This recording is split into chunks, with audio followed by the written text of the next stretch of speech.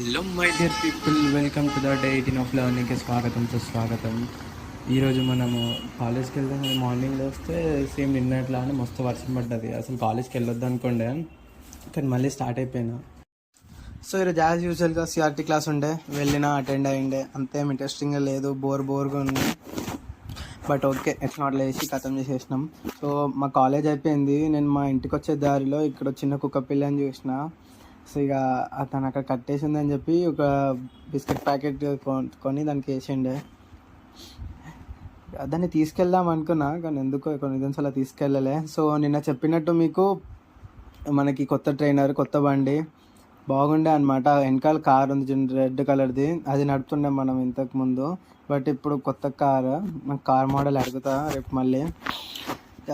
బాగానే ఉంది. ఈరోజు మనకి రివర్స్ గేర్ నేర్పించారు అనమాట. సో మనకి ఇంకా